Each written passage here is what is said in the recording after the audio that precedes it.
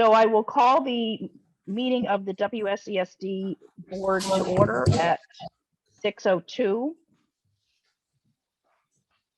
And the meeting of the WSESD will come to order. This is a hybrid meeting, which means that some or all of the public body is meeting remotely, and some are meeting physically in a previously noticed location where the public may attend to observe, listen, and participate contemporaneously. Please note that while we will strive to provide means for those attending remotely to participate in the public comment period, there may be technical difficulties or reasons that otherwise prevent or interrupt remote public participation. Therefore, it is important to note that the open meeting law only ensures the public's right to participate and comment at a public meeting by attending at the designated physical location as posted on the notice and agenda. If a member of the public or of the public body has technical difficulties accessing this meeting remotely, please alert us by email. In the event of a technical difficulty that cannot be resolved, we may continue the meeting if necessary to time and place certain. Please note that all votes taken during this meeting that are not unanimous will be done by roll call vote in accordance with the law. The first thing on the agenda we will address is the SRO Report and Recommendation. I believe that we have a PowerPoint presentation and discussion. So are you ready to, have you got the PowerPoint set up to go up here? We just need to connect it to the screen. Yeah, Okay. that'll happen after. So I'll start, and then Mike, and then the Okay. students will do their Okay, presentation. great. So maybe, so how do you want that? I guess one question is a logistic question. Would it be easy for someone to join via Zoom and project it? You see what I'm saying? Yeah. So that the people and because Zoom I would is ask the projected, technical expert in the back. or project it here in I person. think joining Zoom and sharing the screen would work best. If also there's a laptop that's on Zoom is plugged into the projector, you can both project it and show it to the people on Zoom. So I think having someone join Zoom and then like share their screen and then project it at the same time would be the best way to show off the PowerPoint. Okay, so we need to go up here. Or just as long as someone who's involved, who's in the meeting is connected to the PowerPoint, their screen will be projected. So as long as like someone who's in the Zoom meeting is hooked up to the projector, it should show up. As long as someone who's in the Zoom, okay. How about May, that's your computer? No, I'm so sorry. Do you want us to do this? Oh, okay, okay. I might have to get my computer. Okay. I wasn't anticipating. There's an echo. Hmm? There's an echo. I know, I hear it.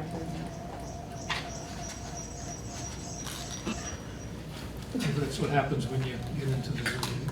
I'm not in the Zoom. And somebody's not. Just if anyone whose device is involved in the meeting, just make sure you're muted and the volume's turned all the way down on your device. That way we don't get the echo sound.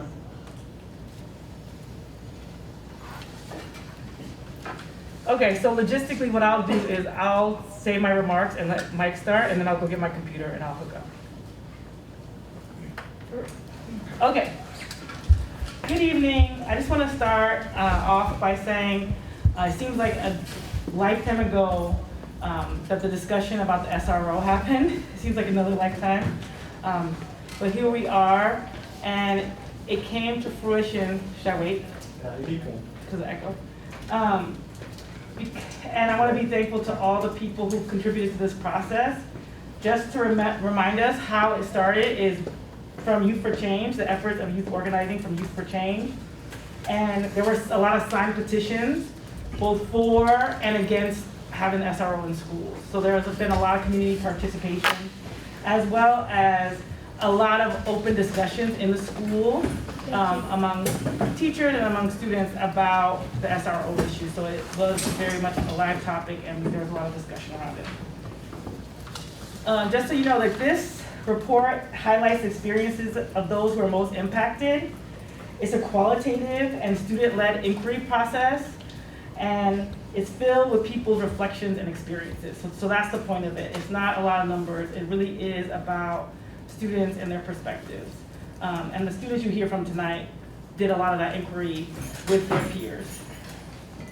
The essence of qualitative research is to get insight into the world as the people experience it. So as our students experience it. And just thinking about, in terms of equity, that it's not just what the majority wants, it's also how everyone is impacted. And if you think about that in a school, especially one that is becoming more and more diverse, just thinking of, we can't just look at what the majority wants, we have to be equitable and think about what's good for us as a whole community. With that said, I want to be very thankful to everyone who participated, all the people who showed up at meetings, and all the rich discussion that we had, and we had some visitors at some of those meetings.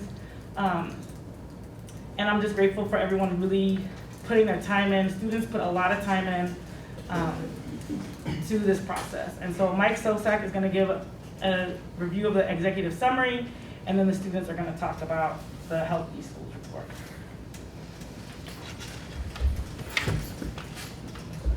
And I think we're going to ask if it's acceptable that questions wait till the end. Yeah, Mike, the board will have, we want to hear the whole presentation, and the board will have questions, and then we open Okay, it to the all right, good. As Michaela said, and I want to stress it, we did a qualitative approach versus a quantitative approach. And another reason, in addition to what Michaela said, is that it was the way that at least we saw we could best achieve equity in the research that we did. We divided our task force into 4 subcommittees. And our strategy was that each subcommittee would more or less operate independently. And then we would take the findings of those 4 subcommittees and pull that together into some form of a recommendation based on whatever those subcommittees came up with. And again, they operated basically independently. And the 4 subcommittees were, we had an SRO history subcommittee, which really looked at policing in general in our country, and then the issue of using an SRO in schools, both nationally and in BUHS. So that was the first one, history. The second subcommittee looked at the SRO role in Vermont. So we looked at other schools and what were the roles and what happened in other schools. A third subcommittee looked at the perceptions of the SRO in our school. And the fourth subcommittee was what we called our healthy school environment, which was not specifically addressed or focused on the SRO, but rather what are the components of a healthy school environment. And that's what the students here today are going to talk about, is because they're the ones that actually did that research and tried to define what is a healthy school environment.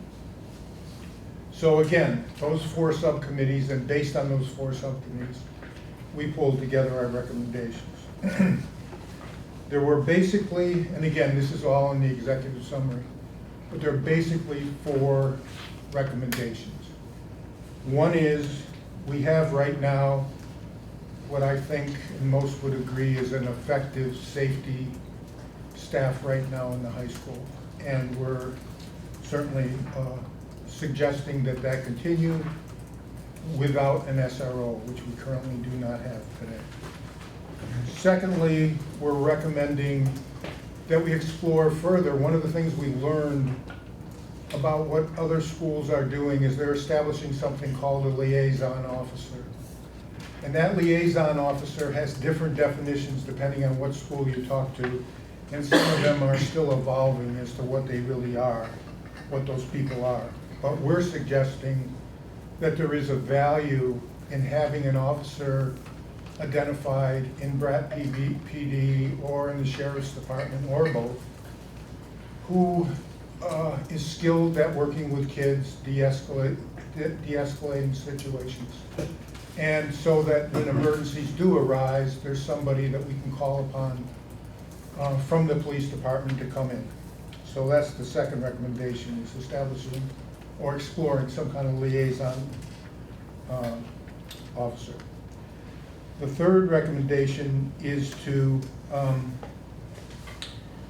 put more emphasis, we've put some emphasis already, but for more emphasis on having an inclusive school-wide and community atmosphere, both school-wide and in our classrooms. And to do more of the work that's required to achieve that community atmosphere. And finally, our fourth recommendation is to build some system-wide practices around accountability and repair when harm is done. Number two, addressing some systemic biases that exist. And finally, putting some more emphasis on mental health supports. So those four recommendations are what we came up with together, again, the work of those four subcommittees. So I'm going to turn over now a large part of what we came up with. We came up with it because of the work of these students sitting here. They're the ones that went out and did the work to try to define what is a healthy community. So I'm going to turn it over to them now. I don't know who's going to start. Are you going to start? Kaya? So Kaya's going to start, and I'll let you take it from there. Kyle, and for all of you, would you please say your name and maybe your grade? Of course, That'd of be great. course. Thank you. I'm Kaya Colby. I'm a junior currently at the UHS, and we're all part of the subgroup within the SRO task force. I'm Hagme Schultz-Garfikakis, and I am a sophomore here at UHS. I'm Zaria Pacheco, and I am a sophomore at UHS too. My name is Amanda Rodriguez. I'm in 12th grade and currently here, almost graduating though. I'm Natasha Sangasu. I'm also in 12th grade at BHS. I'm Theo Lepeoki, and I'm a freshman. I'm Mani Namutabi. I'm a sophomore. I'm Lucy Corbin, and I'm a sophomore.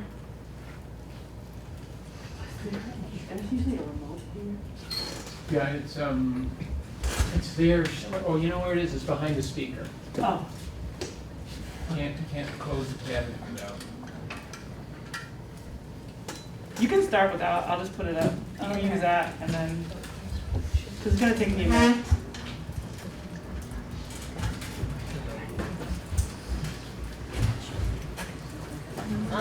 Okay. Oh, yeah, yes. Could someone close the blind over there?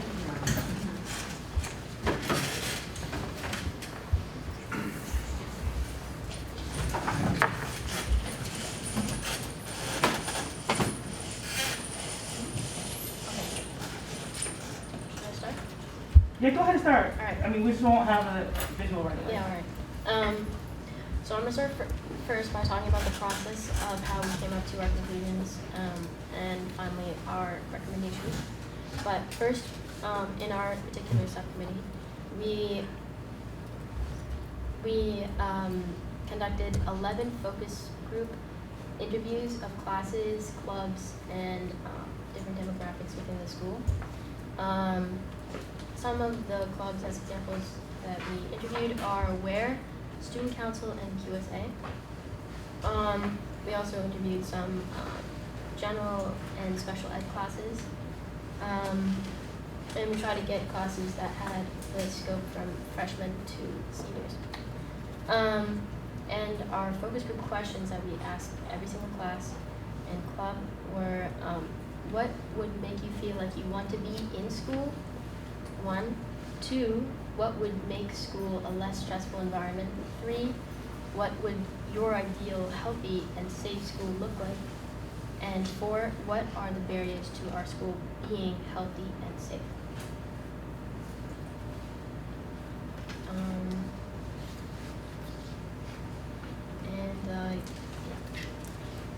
Alright, so also, just to mention that when doing this, we never really mentioned the SRO. The only time we actually talked about it, because we didn't want to make their answer be bias, because we brought it up. We only talked about it unless stated, and so asking those questions, we made sure it was like open-minded and like they could answer a lot without having like a direct answer that they had to answer like a yes or a no. Like a discussion. Yeah, like a discussion questions. And so the themes we put this information into was accountability and communication, safety and systemic bias, socialization and community and support. And that was after we had like a lot of information and we needed to organize it into things that are like the main ideas of the information. And yes. So the first emerging theme is accountability and communication. A lot of the students mentioned how when they did express their concerns to admin, they did not feel very listened to. And a lot of the times when students did raise their voices and ask for change within the school, they felt like they weren't being taken seriously. And another thing was discipline in the response to threats and bullying, harassment. A lot of this had to do with the suspension and the suspension process and how a lot of the times those who were in marginalized communities in the first place felt as though they were getting harsher consequences than those who were not. And then another thing that was brought up a lot by the students was the power dynamics and between the teachers and the students. But I think it's even more relevant from student to admin. They mentioned a lot of the times that they didn't feel comfortable asking for support or asking for help, even if it was for homework. And I think this has a lot to do with the environment, and a lot of the students also mentioned that they want to have they don't feel as though the respect that they're giving the teachers is not coming back towards them.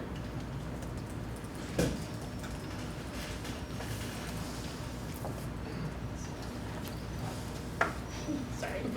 Okay, so our next one is safety and systemic bias. So again, this is where the SRO is addressed. So when the SRO was brought up, they never said yes or like a no, like a definite yes or no. Yeah, they're the ones that brought it up, the students. There wasn't a yes or a no about an SRO actually being on campus, but one thing they did agree on, like without them knowing, was that they did not want an armed officer in the school, because that made them really uncomfortable.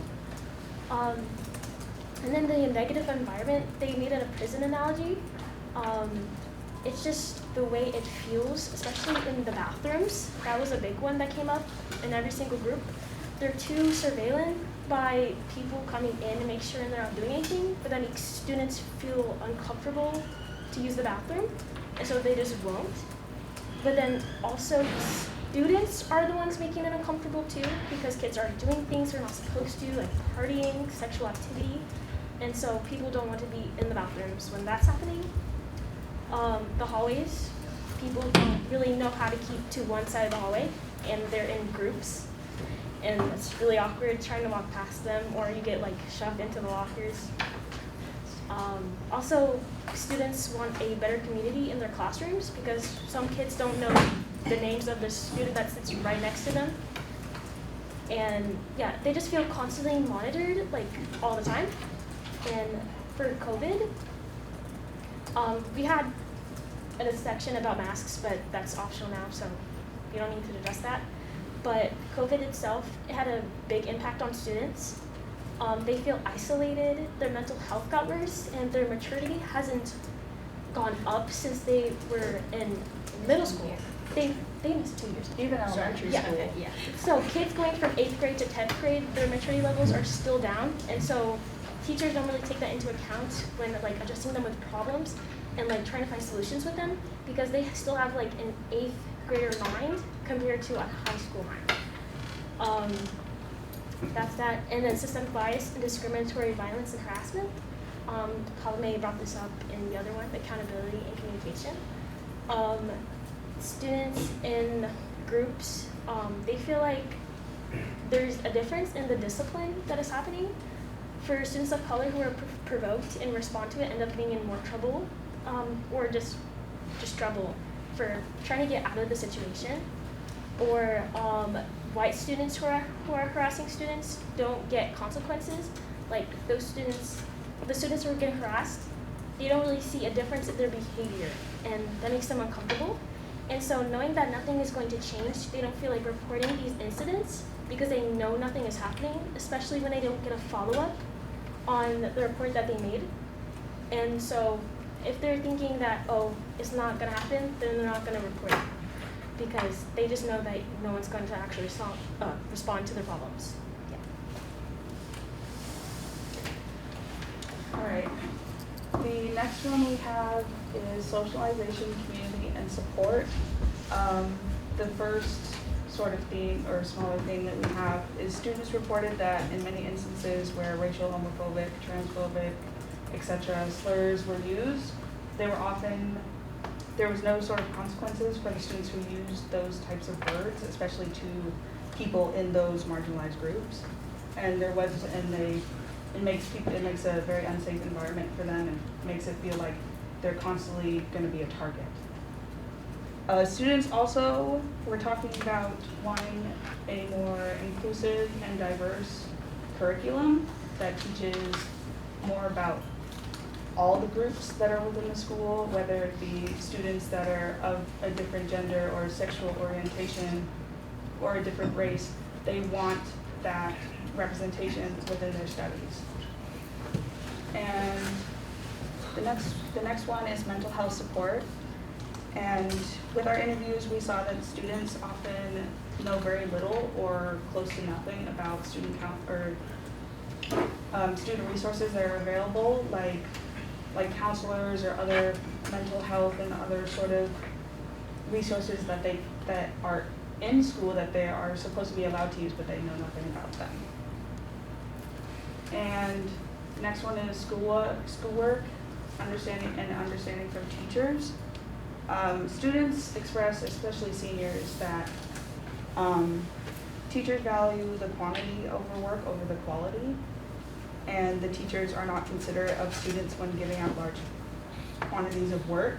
So this was brought up especially with the seniors that were in the groups. They have a lot of stress already with college applications, finishing up their last years of high school, and then on top of that they have to deal with a lot of teachers assigning big like piles of work on top of that they are then expected to complete for the next day or the following days when they really usually don't have time, especially if they're working. And the last one is student connection through recreation activities and community building.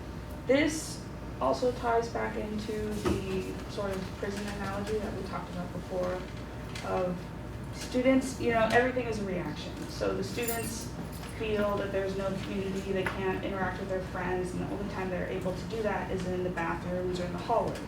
And that in turn makes the bathrooms cluttered, and there's a lot of people in there, and then they get surveillance, and then a lot of, it's just a big chain reaction. And then, they meet in the hallways in groups, and they cluster around each other, and that makes other people in the hallway feel unsafe. Students expressed wanting more time within school hours or within school to build community and have fun, which will also in turn make being in school a more happy and healthy environment because they feel they connect those happy emotions with actually being in school instead of just all of this negative feelings towards their school all the time. Is this the last one? Yeah, that's it. Oh. Yeah, we summed it all up. Yeah. It was a summary. Questions?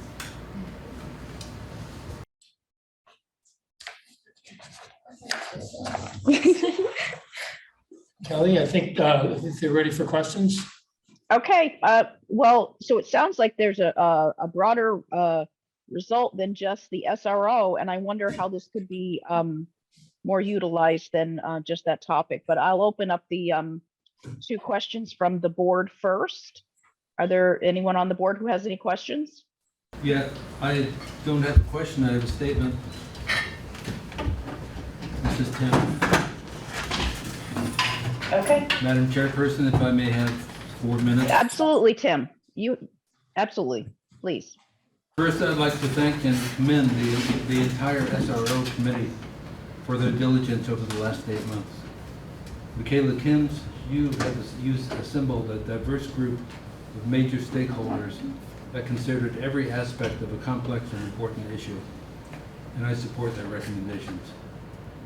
I'd also like to applaud the BUHS administration for the great decision in hiring the former SRO as head of safety at the high school.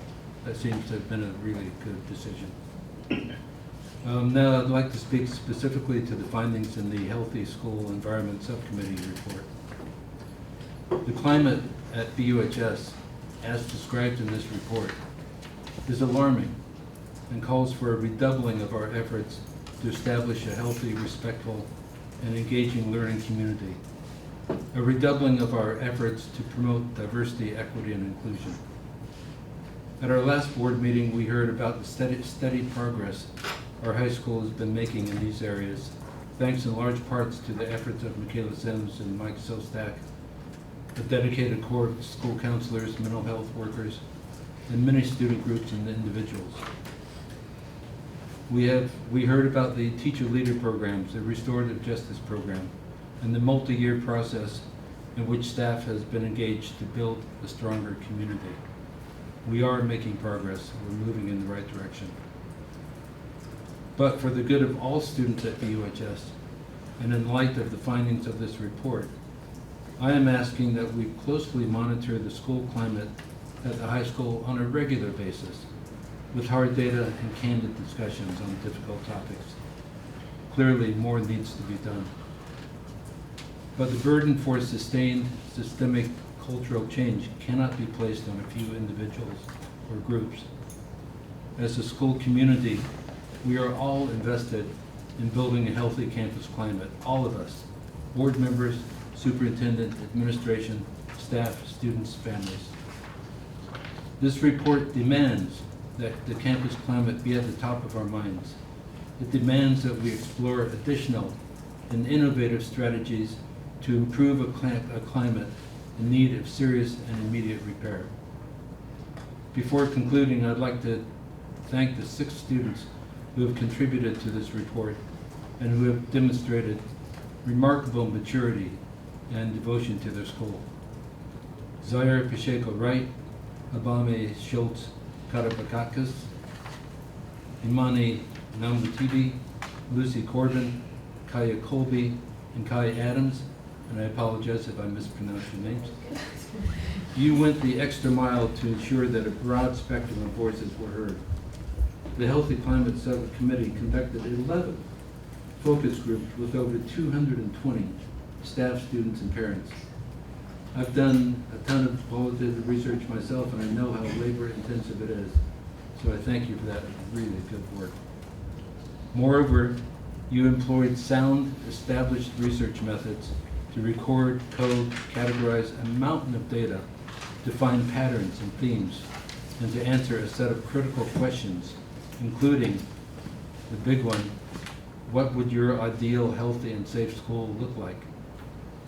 I trust you learned some valuable qualitative research methods that will serve you all well in your academic careers ahead. But more importantly, you produced a report that will not be dismissed, but will only make BUHS a better place to grow and learn. One of the themes in your report is that students are not heard. Their opinions are ignored. I want to assure all of you that you have been heard today, and your good work will not be ignored. To be continued.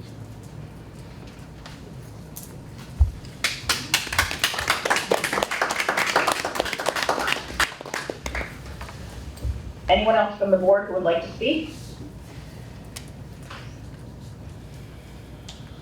we can open it up to, You wow us. We're speechless. In a good or bad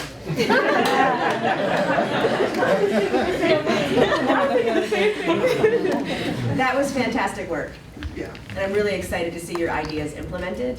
And I hope that everyone in this room hears what you've had to say. And I'm hoping that you'll be a part of the solution as well. Thank you. If I may add one thing about qualitative research, you noted that this kind of study didn't lend itself to a quantitative study. Well, one of the big differences in qualitative is that it looks at, the questions are different. Qualitative and quantitative simply address different questions. And the qualitative research is ideal for describing the climate of school. And Anna Milani she was part of the study, and she did an excellent job helping the students with that.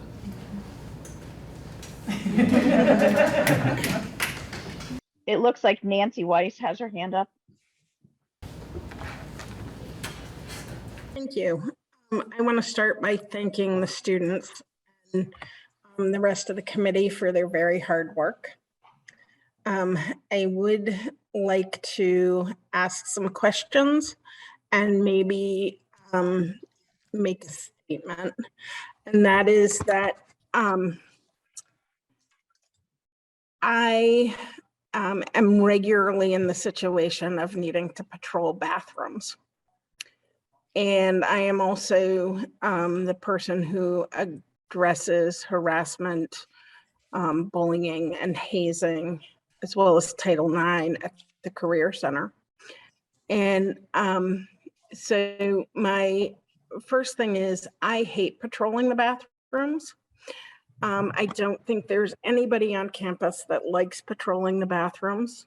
But when I have two students in a single person bathroom and I have a duty of care issue, I need to intervene in that situation. And the reason for that is that I need to make sure that whatever is going on in that bathroom is consensual and appropriate for school. And so I just want to state that there is no administrator in our building who likes that duty or wants to do that, or on our campus. But it is one of the necessary evils of the time that we live in. The other issue that I want to speak to within the report is just the statement that students never know what happens after they report bullying and harassment or hazing. And that is in fact true. And the reason for that is that it's a legal issue. And by law, we are not allowed to tell you the consequences for another student. And I know that's really hard to hear, and it's really frustrating. It's frustrating for the adults as well. I want our campus to be welcoming to every student.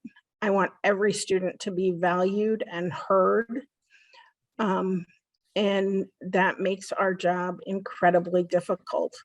I really appreciate you bringing those issues to light. I don't want to brush them under the carpet, and I don't want to say we can't do a better job, because we can always do a better job when it comes to community building and community understanding. And I really appreciate the work you've done and the things you've highlighted in your report. I just wanted to make sure that you understood that we are in an equally difficult position as administrators as to what we can legally do or legally allow. You know, I jokingly said to my husband the other night, I wish we could close school bathrooms, but that would put us in a far worse situation. And I think you'll all appreciate that, because it is truly extremely difficult for students and for administrators. So I appreciate you bringing that up. Thank you.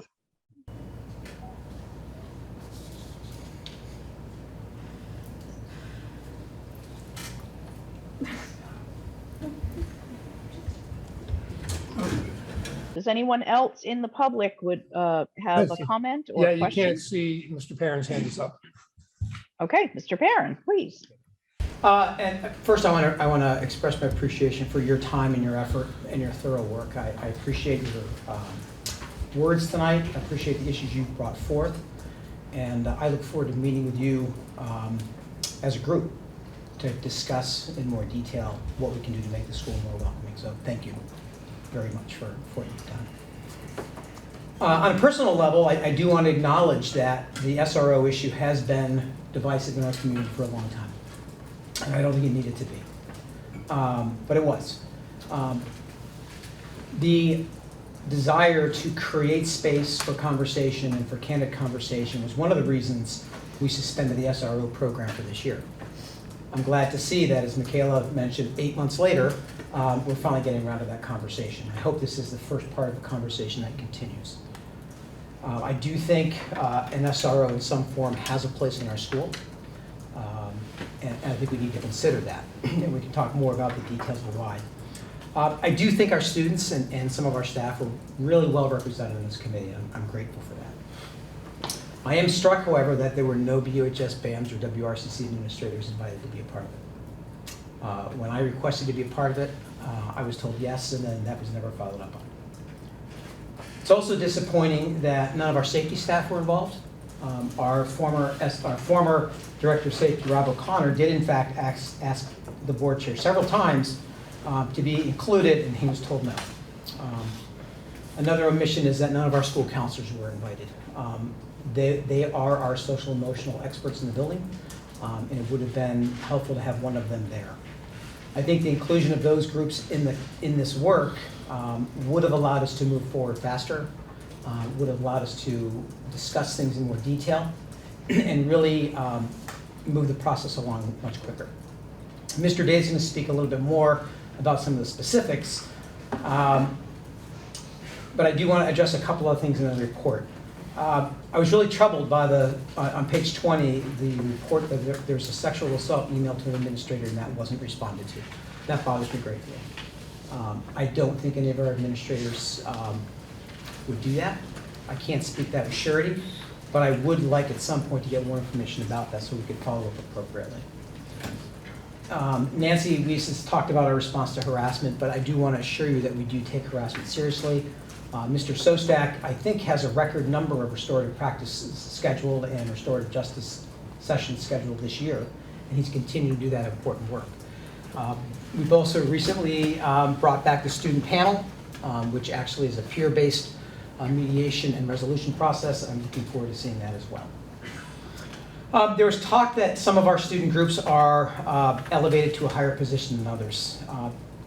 That bothers me as well. We do really want to listen to all of our groups. Many of our groups are active. One of the challenges has been COVID.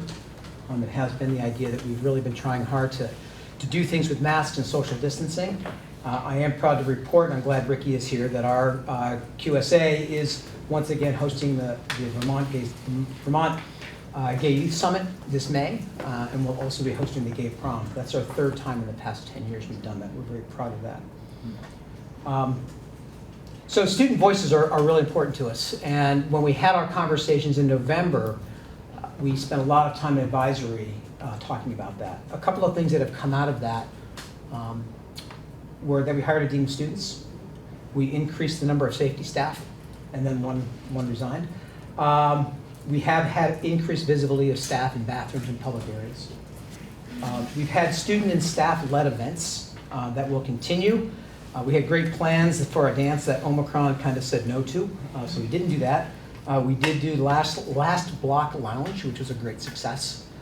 We've done spirit weeks, and as we go through the spring, we'll continue to do events to create that sense of community. Questions about social media. I said it a lot. I will never be as fast as Snapchat. I will never be as fast as Instagram. And so for me to sit here and say that I will get word out to you before the rumors is simply not true.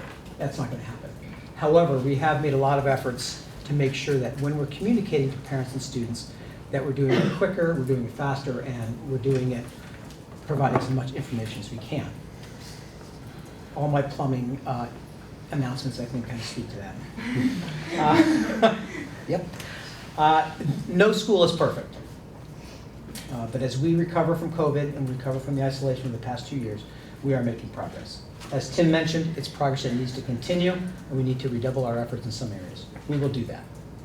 Currently, we do have 2 student groups that meet to talk about all school issues. One of them meets at 8 a.m. every Monday, and that second group meets at 1:30 every Wednesday. I invite you to join that group. It's open to all students anytime. So far, that group has done things. They've met with all teachers. They've met with departments to talk about student stress, to talk about the impact of COVID on students and learning. Those conversations went really well. I was in one of them with one department. They've worked on ways to provide a more welcoming environment to upcoming 8th graders. How do we make sure that 8th graders are put into an advisory where they feel like they can belong rather than be randomly scheduled into that advisory? They're working on planning other school events, and they're working as members of our BOHS Leadership Council. I would also ask that a subgroup of you join the BOHS Leadership Council. It's a group that is a liaison to the board, and they do great work, and our council's been very active this year. But again, I do want to highlight the most important message is that I thank you for everything that you said, and I look forward to working with you. So thanks for being here tonight. It means a lot to me.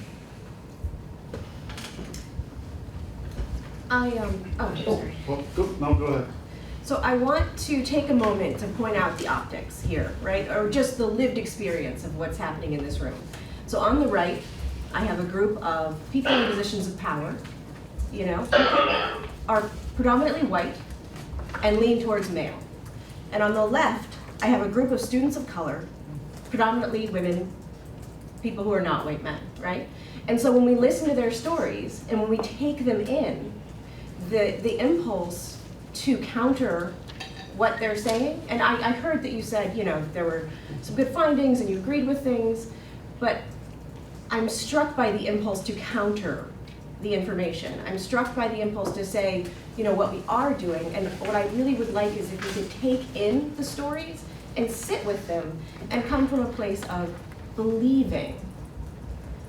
And as to the idea of administration being involved in the report, I can't imagine how that would have been a good thing. You want students to be able to speak freely. You want students to feel safe. You want to hear what they say when we're not around. And that has to be done by students. And then we have to take the work and we have to really ingest it and believe it and listen before we respond. And especially, when we have asked them to do a job and they have done a job. And I'm so excited to hear of all the things that you said we're doing, Steve, but I wonder why we need to say it without really just thinking about what they've actually done. And thank you. Yeah, I'd like to say something if I could. I agree with what Lana just said to a large degree. What was referred to was the groups that do exist in the high school. We have a group right here. This group has done amazing work, and it's a very important group. They have leaders among them. So I don't think they need to join anything because they're already in existence. And they've been working together for quite a while, and they've produced some good results, very careful work. So I just applaud what they have done. And I wouldn't say that, that they have to join another group. They're already a group. So I think that's very important. Thank you. I just like Nancy, to say, sorry. Go ahead. You've done courageous work, and it takes a lot of courage to come to a meeting like this and report out on a lot of difficult things. And there's a lot to unpack in the report. And you strike me as young leaders who want to make a change in your school. And that's what we want. That's what we're looking for in our students. So I think this is a moment in time, and we need to move forward and continue to improve as a school community. And we are absolutely committed to doing that. And I thank you for having the courage to come here and share your experiences and the work that you did on the committee. But as a community, we always have to work towards improvement and looking in the mirror and changing and being better. And we need to do that together, and we will. So thank you for showing the courage to present your experiences and your work of the committee. Nancy, you had your hand up and then it came down. Or did you still want to make a comment before I move along to Mindy? No, I'll let Mindy go. Thank you. Okay, Mindy? Hi, thank you. I just want to say that you've just been given an incredible gift, which is that a bunch of teenagers just told you what they're thinking, feeling, and experiencing. It's not easy to get that. And they were able to do that because those adults you mentioned were not in the room. And I want to tell you that I'm so appreciative of what Tim Maciel said about the need for immediate repair. And again, you know, the issue that I'm here on is the sexual abuse issue. And what I know is that for decades, nobody listened. And there were especially men in power who dismissed and talked down what they were told by students. So I hope you'll listen to those kids because they just did incredible work for you. And they just got their peers to talk and you got some really earnest responses. And that's something to work with. Thank you.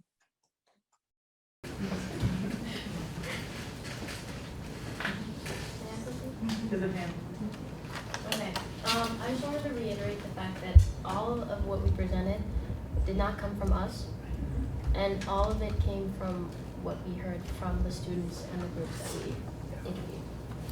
We're simply just restating what they said because they are anonymous, and we made sure of that. So though we may share opinions with said groups, this does not come from us.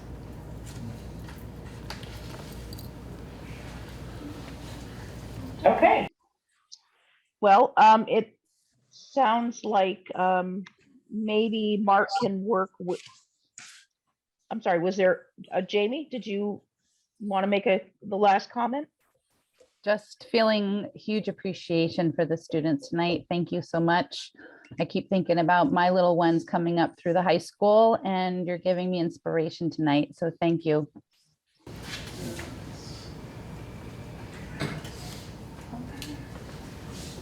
Okay. I don't know. Kelly? Kelly, I don't know if you Yes. can see me. It's Deborah. Can I say something? I cannot. I'm sorry. Absolutely, please. Okay. I just want to support the hard work that the students have done. And I want to express my concern that students had to reiterate that they were speaking about their community. And because the comments that they received from administrators were highly critical. And without the administrators being able to listen and hear what members of their community are experiencing firsthand. That's what we want in a school community. And so I would suggest to administrators that they hear very clearly Lana Devers' concerns and Sean Murphy's remarks and Mark Spino's remarks and Mindy Haskin-Rogers' remarks, and that they take a moment to silence their defensiveness and just listen. Thank you. Kelly, a teacher would like to speak as well. Sure. So Henry Zucchini, I was on the committee, I teach at the high school. Would you introduce yourself, please? Henry Zucchini, I teach at the high school, I was on the committee. Just a couple points of clarification. One is that there were administrators involved actually. Chris, you're at the first meeting we had, so I don't know, I'm not sure how that communication got, but that, at least that was my remembrance of it, that it was Chris was at our meeting. I'm not sure if you didn't get notified after that first meeting, but you were with us in that first meeting, at least one, maybe two. So I'm not sure what's going on there. And in terms of Nancy's comments of the bathroom, I think this is indicative of what we're talking about, because the bathrooms are a place where students congregate, because as the student report said, there aren't other options for them in the school to be with each other. The senior lounge is closed. I mean, what other options do they have? And so the bathrooms are a default place. It's almost like picking out you know, a baby out of a river who's drowning rather than going up the river and finding out, well, why are there so many students in the bathroom congregating? Well, of course, yeah, they're being policed, but the issue is that there aren't places for students to relax and be with each other. And I think that's the bathrooms are just a symptom. They're not the actual issue at hand. I think that's what I would say about that. Nancy? I'm going to step out on a limb here once again, and I have done this before with the board. I'm going to say how outrageously offended I am by the comments of some board members this evening. I will say I have the absolute deepest respect for the work this group of students has done. I am a white, learning disabled, middle-aged, upper middle-aged woman in a small Vermont state who runs a CTE center. That puts me in all kinds of categories. I am not a woman of color. I completely accept that you have lived a different life story than I have lived. That does not mean that I should be any more marginalized than anyone else in that room or in our communities. And I have been marginalized this evening. Steve is a white, middle-class, school administrative male who are few and far between in our population, even if most of our middle-class white male educators are high school principals. I will simply say to you that each of us lives and walks a different life story.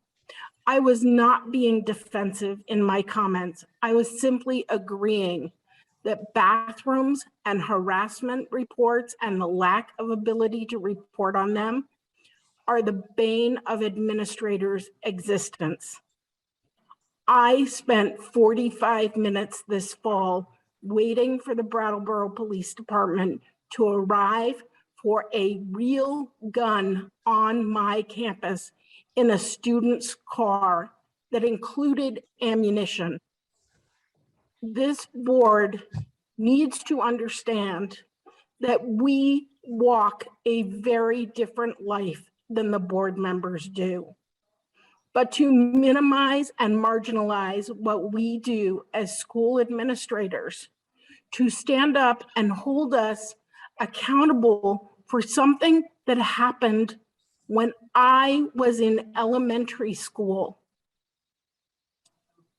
The things that Mr. Hecker did, the things that happened at the school and on campus at that point in time are appalling to each and every one of us.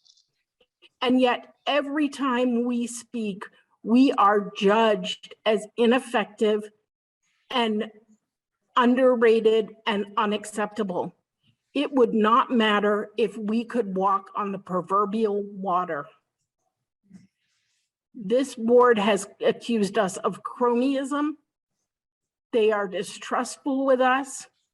They talk to us in a way that marginalizes all of the hard work we do and have done throughout COVID. And I am putting my jaw on the line by saying this evening, but I will say to you once and only once, and then I will hang it up and not ever say it again. What you do to us on a regular basis is humiliating, belittling, and unprofessional. To say that we could not sit on a committee of students and adults that are investigating implicit bias and racism within our schools, and the SRO discounts who we are as people. These students worked incredibly hard. The staff members on the committee worked incredibly hard, but they also were not able to gain information that we could have shared with them, such as the understanding of the bullying and harassment laws, the issue of parental consent, the issue of if somebody is having sex in our bathrooms and it's not consensual, it's rape. And if we are not inspecting our bathrooms, we are condoning that. If people are doing sexual acts in our bathrooms and we aren't patrolling them, we are condoning that. This board sits on their seats once a week at this point. They speak to a small, select group of individuals, and they treat, to be quite honest, their administrative leadership like crap. And that's really unprofessional of me to have to say.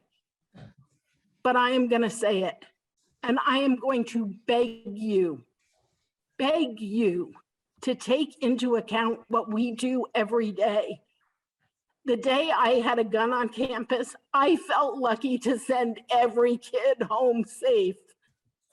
And I will tell you, I didn't hear from one board member until well after it was over with. And I will tell you that 45 minutes is an outrageously long time on BUHS campus when you're waiting for the police because you don't have an SRO. And I will tell you that Brattleboro police do not have enough manpower to respond any faster. And they've been really honest about that. Please stop and think about our years of training, about how much we work for you and our community, and how much we honor our students. There is not a night that I don't go home thinking about kids. And I am sorry to be so emotional about this, but please, I am begging you, treat us with the same respect that you are treating the students in the room, because we are working hard too. And those students should be honored, and they did immense amounts of work. But the truth of the matter is, if you can't include everybody at the table, the discussion doesn't even start in a meaningful way. That is all we are asking for, is a place at the table that is valued. Thank you. Yes. If you want a letter of resignation, please let Mark know, and I will honor that request. Kids, I just want you to know, I'm very thankful for your work and for coming here and showing the courage to share the stories that were shared with you, okay? We have to improve as a community, and we will, okay? Again, this is a moment in time. Let's think towards the future. Let's think towards tomorrow, towards next week. What can we do to improve our school community? Can I say something? Yes, you can. Even though there are having both ban of racism and all that, I had two principals in the school here that I was in middle school and here right now. I really like, my middle school year was the best one because that's when I came here. Yes. But teachers, administrators, and principals have life also. And I know it's hard to hear a lot of things wrong that we all teenagers do kind of. And it's not you guys' fault, I think. It's just people how they take it. And of course, COVID situation and all that.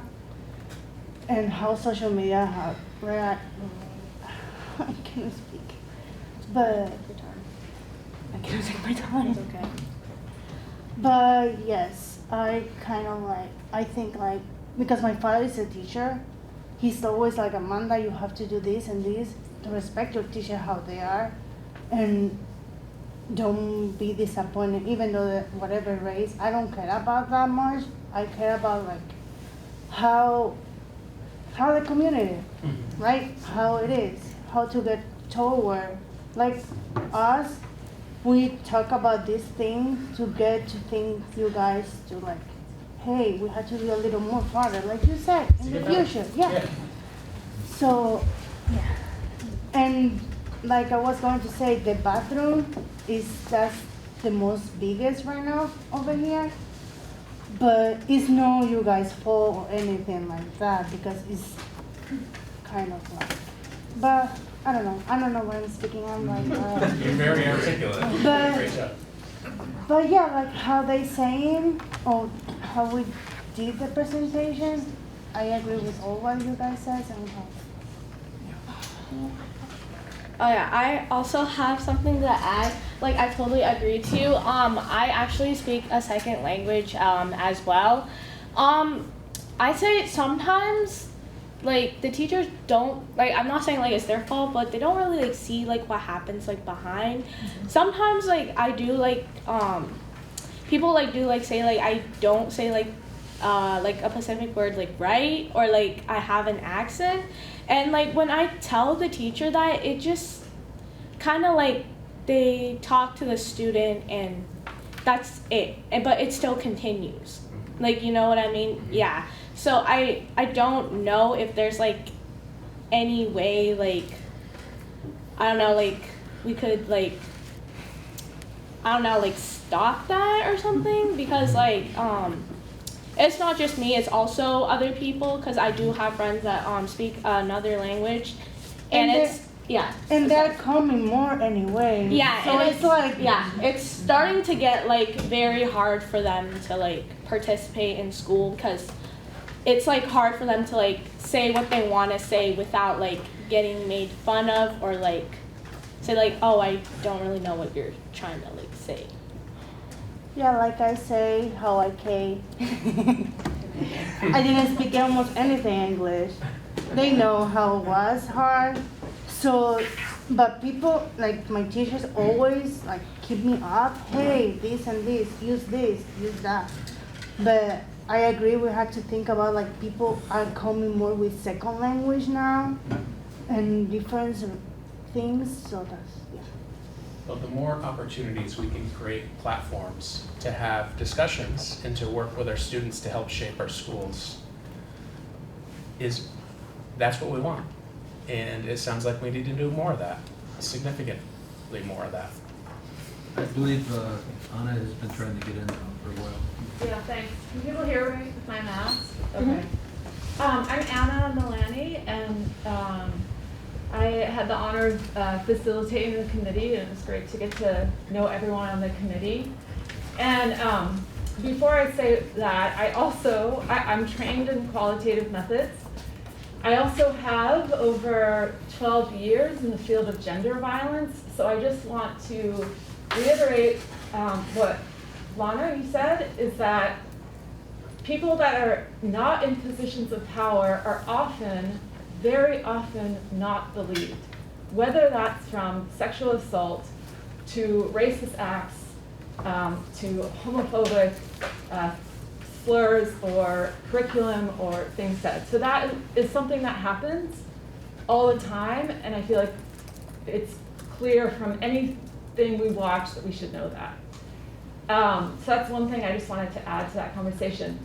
The other thing I just want to say is that coming back to the SRO issue, it's really important. The other thing around qualitative research or any kind of research is that, and the report lays this out, is that you say what has already been written about this issue. What have other people researched and found out about this issue on a national level? And that is what the first part of the report is about, and is important to bring that in, and is what Henry and Winston did. Because then it says, okay, here's what has already been written. Now we're gonna do it on the local level. Is it gonna be the same or is it gonna be different? And what you're gonna find is that this school is not unique. It is the same. It is a public health issue. And these students, I just also want to reiterate what Tim had said. It is a massive amount of labor to go through qualitative research. And you're having people do it that are doing things that you do on a graduate level. So I just want to also again commend these students who did it with the utmost integrity and rigor to the study. So, thank you. Okay, I think we're going to take one more comment and then we're going to move on to the next item. Yeah, there's one more person that has her hand up. Yep, I thank you. Hi, I'm Leanna Moskowitz. I'm a social worker at UHS, and I was also part of the Healthy Environment Subcommittee. And there's just a couple things I wanted to speak to from what's been said. First, I just wanted to provide just a little bit of framing about marginalization. Marginalization is about positional power. So what we're asking as students and faculty who are presenting this information that we've heard is that we're asking to be listened to. That's not a request to silence anybody. That's not a request to take power away. It's a request to listen. And I don't think that has anything to do with marginalization. I think it's actually an invitation to step in deeper into relationship with the students who are here and the information that's been given, regardless of what you choose to do with it, just an invitation to step into relationship with it. And I was appreciative as a member of the subcommittee when the board members shared what they shared about the jump to respond rather than to listen. I think that's so important. And I don't believe it to be disrespectful. I believe it to be an invitation. So thank you for that. I also, and I do believe it's your choice as administrators what you do with that information. Because you do have that power in many ways that the students don't. I also just wanted to restate again the scope of our work within the subcommittee. It was our job again to listen. We did not come in with preconceived notions. I was somebody who worked really closely with the SRO. I loved working with the SRO, and I came in feeling really mixed about the issue. This was not about my opinions nor the students' opinions. I learned a lot in the process because I chose to come in with an open mind, to engage with good faith with our research methods. And in that process, I learned a lot about what the students believe constitutes a safe school environment. If I didn't engage in that process with these students, I would have missed out on so much learning. And now what I know, regardless of the SRO issue specifically, is that safety is made up of so many things. It's not just about who can intervene in a crisis, it's about how students feel walking down the hallway. It's about how students feel in a bathroom. It's about if students know the name of the person next to them. So all of these are ingredients of safety. And I think we need to pay a lot of attention to that because those are as important as who can respond in a crisis. This also impacts how communities respond in a crisis if there are webs of connection. I also just lastly wanted to say, nope, that was it. Thank you. Okay, thank you very much. Michelle, what on the board? One last comment. Yeah, thank you. First, I do want to also thank the students. I've been sitting here. I'm amazed, and I'm amazed by the report. So thank you, everyone who participated. I've been struggling. I'm a mom. I'm a mom with kids in our school district, and so I'm trying to figure out which hat I'm wearing because I really appreciate the school environment portion of this. And as a mom in the school district, I wasn't surprised by the feedback that was collected. I've heard it before. I've heard it from students who aren't marginalized. I've heard it from students who are, just because kids talk. I hear social groups chatting. And so I was glad to see this pulled together and paid special attention to, the focus groups and where you got this feedback from. And so to put my kind of board member hat back on though, I find myself wanting to know, I guess I'm asking our board, I'd like our board to commit to requesting. I do believe that our, administrators want to create the best, safest environment for our students. And it is difficult to be in a position where you see information that might feel shocking. I know that we have climate surveys that we've been doing consistently over the years. I know we have a new climate survey system, Panorama. I know that we're working on designing something that's specialized for our investigation report, but I would be really pleased if our board could formally request just more information from our administrators and how they're utilizing those climate surveys, what those questions look like, what that information they're harvesting, what are they doing with that information? Does it cover these topics? What's the response look like? How are they using the data that they collect over these years? Because that's accountability, and that's how we understand how we can support our administrators to improve the environment as well.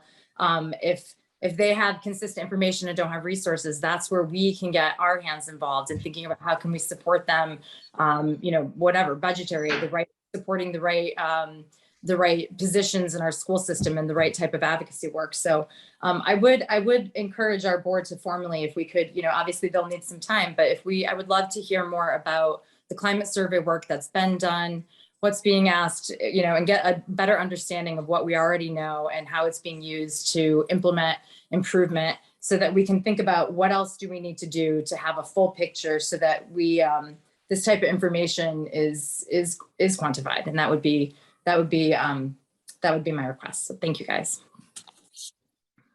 Well, Michelle, sort of in a response to you, but also something that I had noted down was to ask Mark to sit down with particular board members, perhaps ones who were involved in the process before, Michaela, Mike, and students, perhaps some or any number of the students who have been involved, or maybe even other students, to bring a report to the board with recommendations for implementation.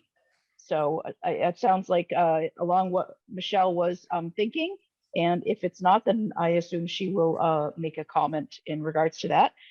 And then the board will essentially take this matter under advisement pending some further report from the superintendent, unless another board member has another thought they'd like to express. I'd like to just share, just to reframe it a little bit, instead of the comments around hear from administrators, it's really hear from our schools, because it's a collective effort and the work has to be collective. A combination of administrators, teachers, classified staff, and of course, our most important, students. So we have to think of this holistically in terms of school improvement work is collective work. Administrators don't have all the answers. We get the answers by collaborating with our students and with our teachers. And that has to be the process moving forward, not only when you're improving academic scores, but culture and school climate. It's a collective effort. We're all in it together. And I just think that's an important frame to note and to take into consideration as we move forward. Thank you, Mark. So now we will move on to the student representation to the WSESD board. We have 15 minutes allotted for that. And I believe, Tim, did you have some presentation? I yield my time to the esteemed colleague, Alana Edwards. I like Yana. You folks are certainly welcome to stay. Yes. And I would hope that you stay for this part. It's short, but I'd like to see you here for it. I'm making a motion. I move that the school board accept the proposal as outlined in the call for student representatives on the WSESD school board document attached to today's agenda that enables us to offer a one-year position to 2 students who are either full-time rising sophomores or juniors living in the WSESD. And in this venture, we look forward to working with the BUHS administration as we implement this initiative. Second. It's been moved in. Yeah, just Wendy's not here, so I just want to mention it was moved by Lana and seconded by Sean. So it's in the video for Wendy. Okay, thank you, David. All those in favor of approving Lana's motion as expressed, please signify by saying aye. Aye. Aye. Any opposed? I'm sorry, Michelle, I didn't see your hand. Did you have a comment that you Well, wanted to make? I know we only have a few minutes for this, and we usually say any conversation. I threw my hand I up. but apologize. No worries. I actually just wanted to thank those the board members who took this on and tackled it. And this is something that's been long coming and on our to-do list, and they're just kept being constant other things. And I'm just really pleased with the work you guys put in. I was able to I had a few questions. I asked my questions and got answers, so there's no need to use up any time here. But I'm grateful for those who are involved, and that this is being initiated, and I do, yes, fully support it. I was muted when I said that. So. Thank you, guys. Thank you, Michelle. And it looks like I missed Liz's hand as well. So Liz, go ahead. Yeah, I'd like to we already voted on this, but encourage any students who are interested to come to our board meetings. You don't have to be specifically invited, and you'd be more than welcomed here. That's it. Thank you, Liz. Do we have any public comment on this, or? I'm looking for hands. Ricky Davis does. Hi, I just had a quick question is why it was only limited to rising sophomores and rising juniors and not rising seniors? I mean, I can understand not rising freshmen because they haven't been to the high school yet, but I'm just curious as to the limitation to just those 2 years of students. That's a good question, Ricky. We took that into consideration, and then we thought about what the life of a senior looks like. That might be, part-time, might be interested in a lot of college, things going on, working, and that some seniors graduate early or leave early, and that we really needed a full year commitment. Yeah, that was the reason why this go around we decided that we would limit it to the students who are not 1 foot out the door in a way. But that being said, I love seeing so many student faces here. I would hope that whether on the board or not, that you would continue to show up and use your voice. Thank you, Ricky, for that question. Thank you, Lauren, for that One more response. student hand, Kelly. Yeah. Okay, wonderful. About the board representative, you said that you weren't going to allow seniors to, but what about students who are graduating early that are not seniors? Be juniors. That's a very good question. We would have to take that under consideration and get back to you, and I would encourage you to email us with that question, and we'll talk about it and have a conversation. Thank you. It looks like Jody Normando has a question or comment. Yes, I do. Jody Normando from Darmiston. I'm a real old timer for those youngsters who are here, and I was so proud of listening to them tonight. This having students on the board has been a long time coming, and I congratulate you for doing it. It really is necessary to have the students' input. They're the ones that are living this life. So thank you very much, and thank the students for being here tonight. I want to say that this was a very collaborative process. Yeah. All the board members had their input and worked together to make this the best possible proposal that we could, and administrators as well. Thank you so much, everyone. Okay, if there's no other comment or question, we'll move along to the next item. Kelly, did you want to consider the 5-minute break that we were talking about typically at the 90-minute mark? Sure. If people need, we can take a 5-minute break. I see it's 7:21, so we will come back at 7:26. Looks like the next item on the agenda is the consent agenda. So if someone wants to make a motion to approve the clerk's report, which is the approval of the minutes for December 14, 2021, January 25th, 2022, March 15, 2022, March 29, 2022, and April 5th, 2022. So moved. So moved. I have a concern. Thank you, Michelle. Yep. Do we have a second? I have a concern about the minutes of. Second, Liz. Thank you, Liz. All those, is there any? Wait 1 second. You can't hear Deborah, she has a concern. Sorry, join the audio. Okay. I have No. Kelly? No. Kelly? Yep.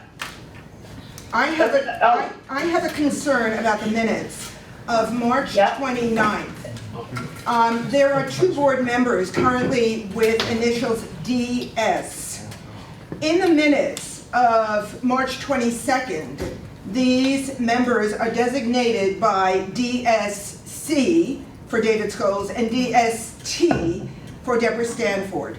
However, in the minutes of 329, only DS is used for both of us, and we both spoke at that meeting, so we are both indicated on the 29th as speaking, but we share the same designation of DS. So I just wanted to remind you that we have to be designated as DSC and DST because the minutes of the 29th are confusing. The clerk has so noted your problem. Already? Correct that. Already? No, I've noted that. No. Oh, you're the clerk. Oh, I'm so sorry, Tim. It's my fault. Oh, okay. Oh, Okay. okay. I'll correct that. Oh, thank you. Thank you. So, all those in favor of approving the minutes as the dates that were mentioned with the amendment that Deborah has mentioned to the clerk and the clerk will rectify. All those in favor, please signify by saying aye. Aye. Aye. Any opposed? Okay, thank you. We move on to the warrants of March 21st, 2021 in the amount of $281,719.58. March 28th, 2020, did I say 2022? Let me state that again, just make sure that I did it right. March 21st, 2022 in the amount of $281,719.58. March 28th, 2022 in the amount of $81,340.72. And then April 4th, 2022 in the amount of $1,213,572.35. Do I hear a motion to approve the warrants as listed? So moved, David. Thank you, David. Is there a second? I second, Lana. Thank you, Lana. Are there any comments or questions in regards to the warrants? Yeah, I would just like, this is Sean Murphy, I'd just like to say that we did review these at the Finance Committee level, and Tim had a bunch of questions that he forwarded to the Finance Office and got good responses, so, yeah. Did you include the payroll, March 23rd? I haven't gotten to the payroll yet, though. Okay, thank you very much. This is just the warrants. So, okay, thank you, Sean, for that that information. So all those in favor of approving the warrants as listed, please signify by saying aye. Aye. Aye. Any opposed? Okay, thank you. Now we move on to the payrolls of March 25th, 2022 in the amount of $1,453,618.17. Are there any questions or comments on the payrolls? Okay. Is there a motion to approve the payrolls as listed? So moved. Thank you, Lana. Is there a second? Second, Deborah. Thank you, Deborah. All those in favor of approving the payrolls as listed, please signify by saying aye. Aye. Aye. Any opposed? Okay, so now we will move on to the public comment on non-agenda items. We will hold this to 10 minutes. I'm going to request that anyone wishing to speak tries to limit their comment to 2 minutes.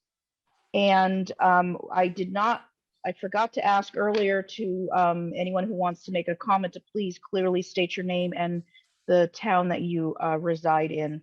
So I see, it looks to me like Jody Normando has her hand up. Jody? Hi, thank you. Jody Normando, Darmiston. I have two two quick comments. The first one is that I hope that you all, board members and administrators and public, are all aware of the weighting study that's going on in the legislature, which I believe is S-287, and it's been changed in the Senate and it's in the House again. So anybody who knows, or anybody who wants to contact their representatives and anybody that they know, to have it go back to what the University of Vermont study was. The House has taken it on their own to change it all after having a study. So to have them use the UVM study. The second thing I want to quickly say is, and I've said this before over the years and it hasn't happened, is that I've recommended that the Finance Committee that meets just before your meeting is filmed, seeing as you have BCTV there. I understand that there are only 2 board members on that committee, and it seems to me that there should be a representative from every town on that committee, as the finances is one of the real biggies. So I'm just recommending that you do that again. Thank you. So I'm going to just respond to Jody very quickly. You've hit on a couple different things. One of them is the weighting study.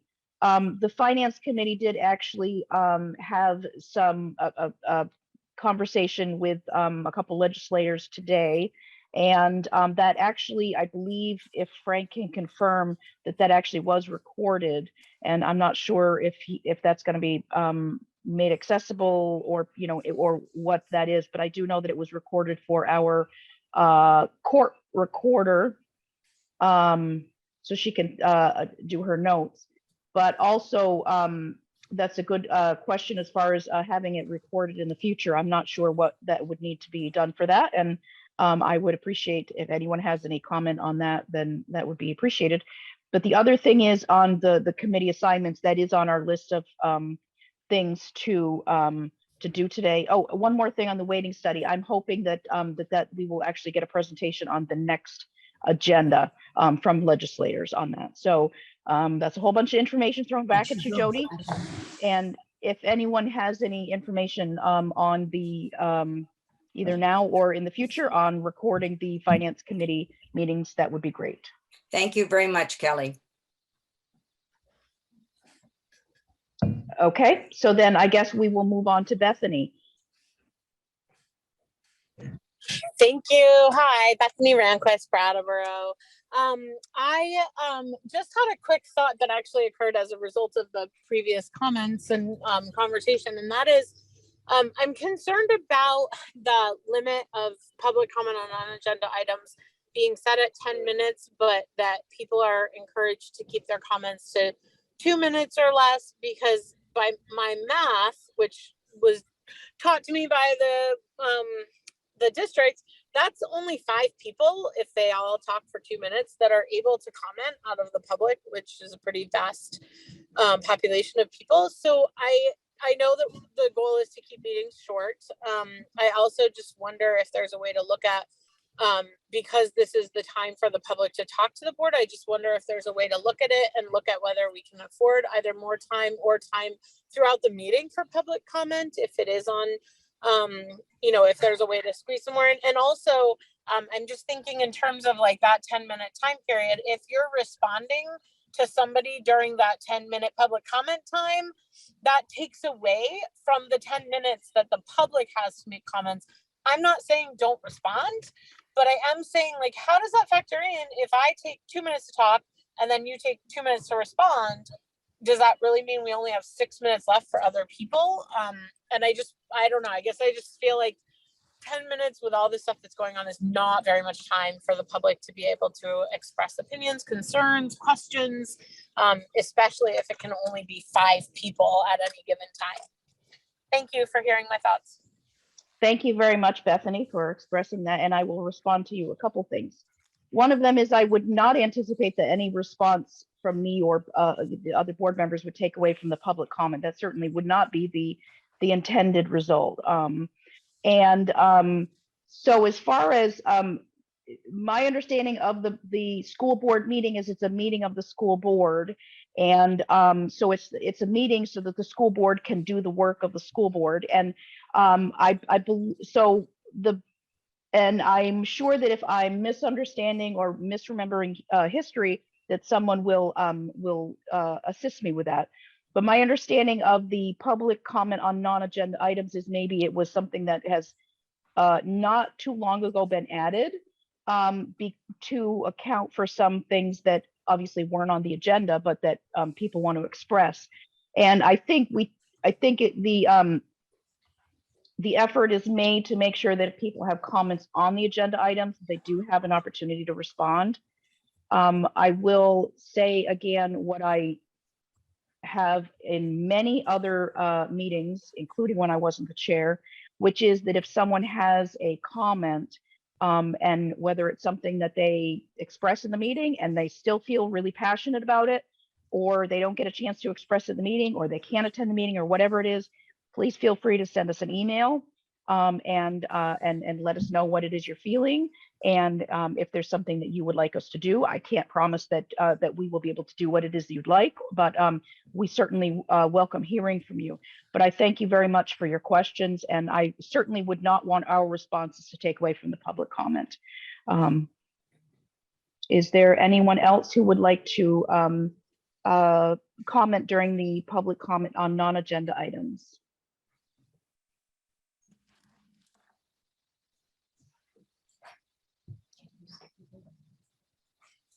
Okay, I'm going to call one more time for public comment on non-agenda items. And okay, so at this point, I'm going to hand the meeting over to David Scholes. Thanks, Kelly. You did really well considering your the way you sounded this morning. Thank you. The next item is on unfinished business is a sexual abuse investigation update. And the board has not met with our investigator since then, since the last meeting. So we don't really have an update other than that progress is being made toward developing a more comprehensive outreach plan. And we expect to be meeting with the investigator in the near future and have some actual reporting to do.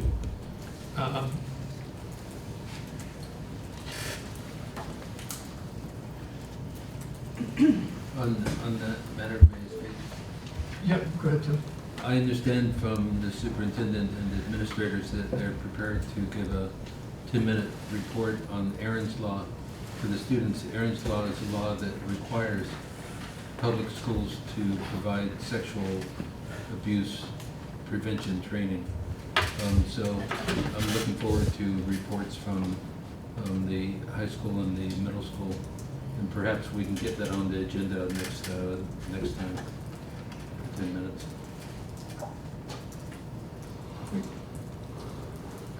Okay.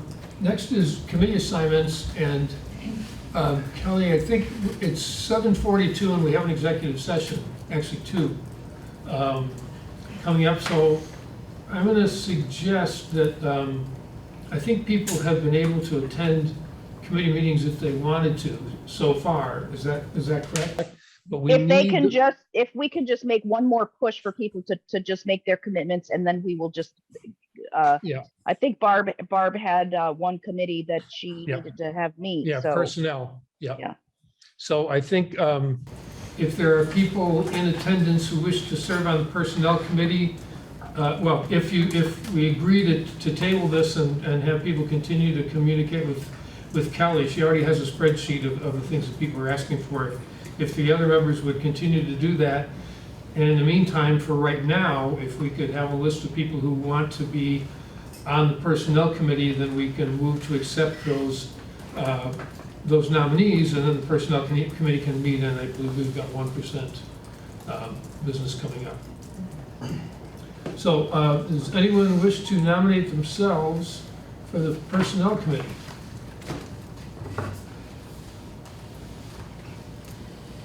Ann, is that you want to nominate yourself? Yes, I do. Kelly already has my request, but yes. Thanks. I didn't have time to look at the request. And Liz, you're not okay? Yeah, Kelly had my name too. Okay, great. So we have an all Putney personnel committee. Kelly, are you gonna stay with the Personnel Committee? Sure, I can do that. That was easy. Great, so we have three members that wish to serve in the Personnel Committee. Just a reminder, you do the 1% and other things, but in the summer, your responsibility is to approve in the place of the board to approve employment. So you meet in the summer. It's a pretty important function.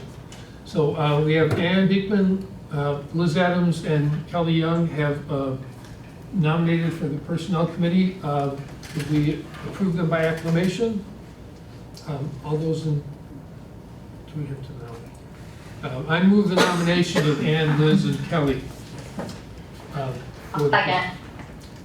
Thanks, Michelle. Seconded by Michelle. Any discussion? All those in favor, please indicate by saying aye. Aye. Aye. Okay, that work is complete for now. Next is administrative report, resignations and hirings. Yes. So, first of all, I'll just say we have April break on the horizon, starting next week. And as I said this before school breaks this school year, it's been a heavy, stressful year. Educators, students, there's been a lot on our plates. And vacations this school year need more than they have in past years. It's a good time to just kind of reflect, rest, and get ready for the final stretch of the school year. So thankful that we have that next week for our students and staff. In terms of, we have 5 resignations and a number of new hires. And I will also state that we still have 65 openings, which is significant. And our candidate pools continue to be pretty shallow. Principals can feel free to speak to that as well after that we go through the new hires and resignations. So resignations, we have Megan Altschuler, 4th grade teacher, Green Street School. Mary Beth Brain, Putney Central School, grade 6 through 8 math teacher. Emily McIntyre, music teacher, Green Street School. Molly Salvain, 5th grade teacher, Green Street School.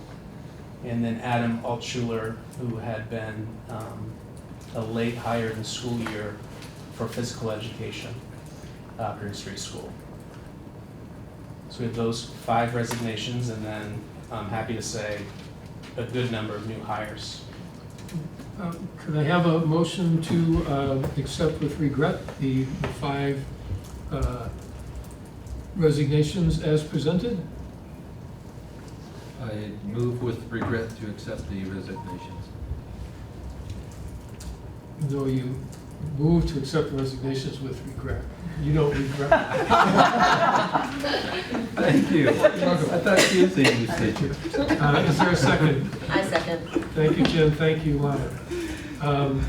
Any discussion? All those in favor, please indicate by saying aye. Aye. Any opposed? Hearing none, the motion is approved. Mark? Okay, new hires. We had Megan Altschuler, who's been hired as an academic support teacher at Dummerston School. Matthew Betts has been hired as an instructional coach at UHS. Orlando Alvarez, Career Center, Criminal Justice. Taylor Chase, BUHS, Spanish teacher. Hillary Katz, Guilford Central School, academic support. Nancy Kowalski, Oak Grove, academic support. Michelle Nelson, BUHS, academic support.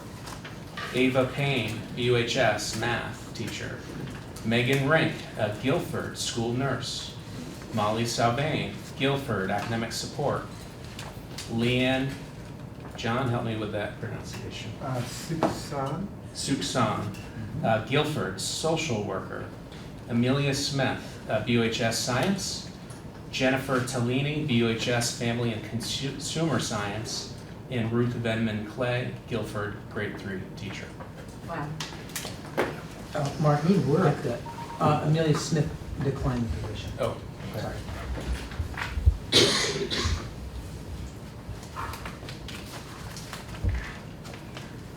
Can we have a motion to approve the new hires as presented, please? So moved. Thank you, Lana. Second? Second. Second. Thank you, Michelle. Any discussion? It's nice to have a long list of people and the job, so thank you. Hearing no questions or comments, all those in favor, please indicate by saying aye. Aye. Aye. Any opposed?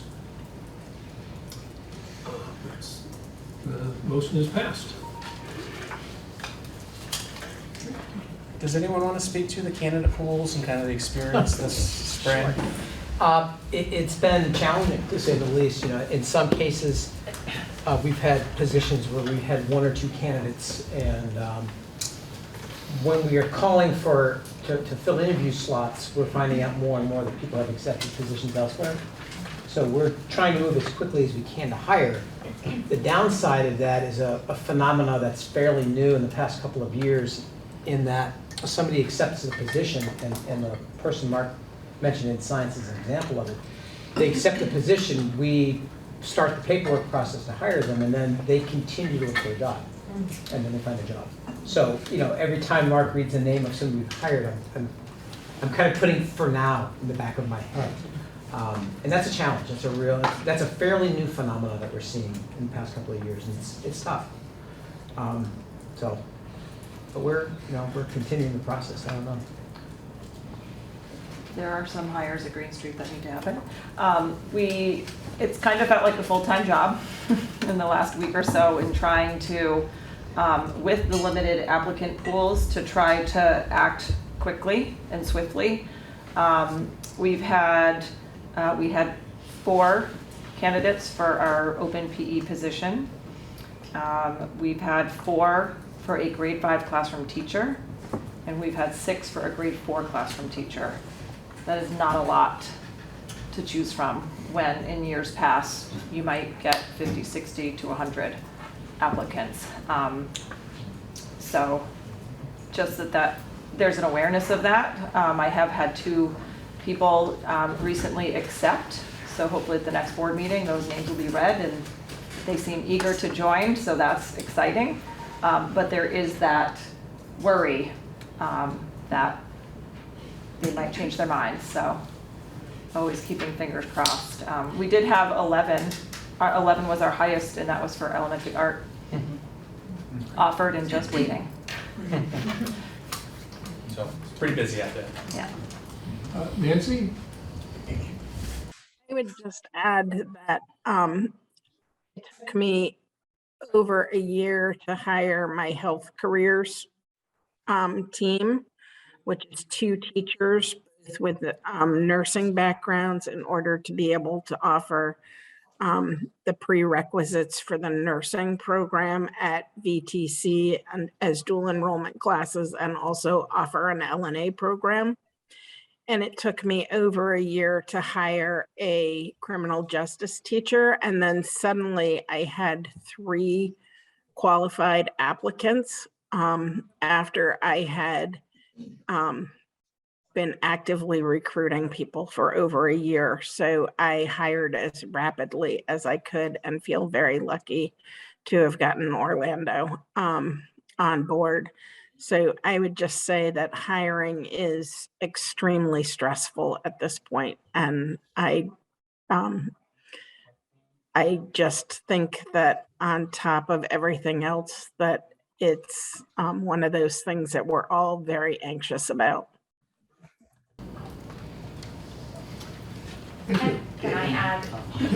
Go ahead. Oh, I was just going to say that a couple of weeks ago, several of the kids here, you guys presented to our 8th graders, and I was thinking, we have jobs for you in a few years. No, you're natural teachers, but the AWARE students did presentations to her. Cultural appropriation. Yes, and so they did 4 separate periods teaching our 8th graders cultural appropriation versus appreciation and some other things, and it was really terrific. But I was watching you, and I was thinking about this whole thing about, you know, recruiting kids that come from our school and keeping them. And Several of you have futures as teachers if you wanted to pursue it. So, so you know, check back in 5-6 years. Hire a contract for you.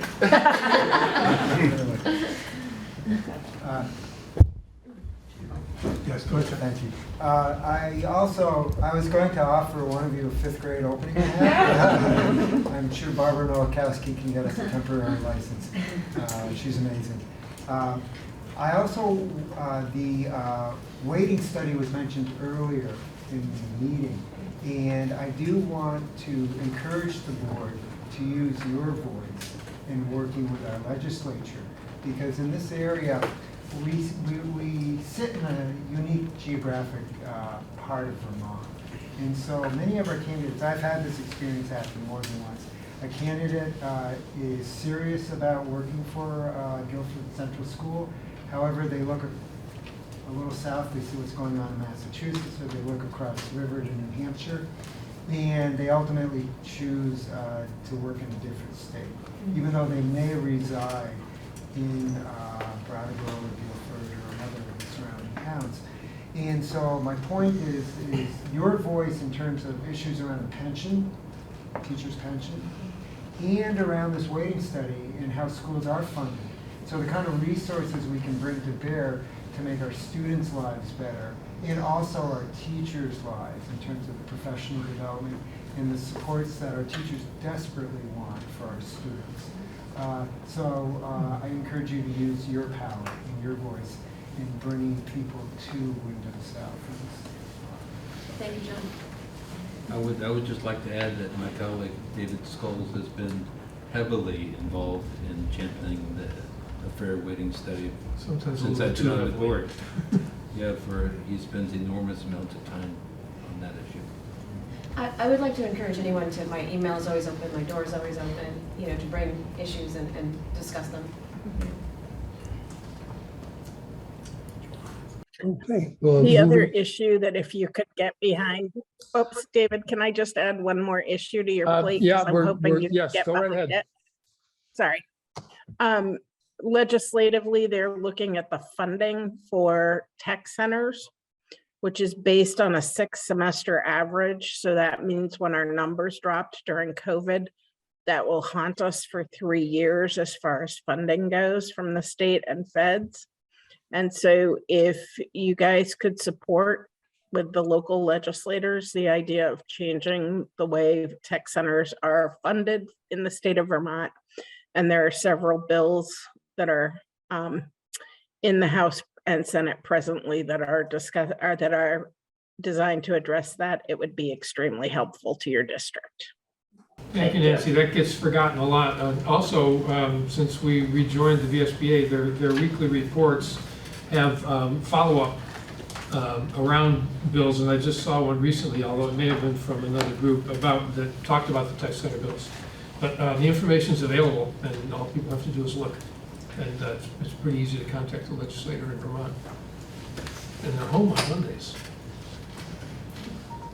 Thank you. So next is the fiscal report. Do you have one?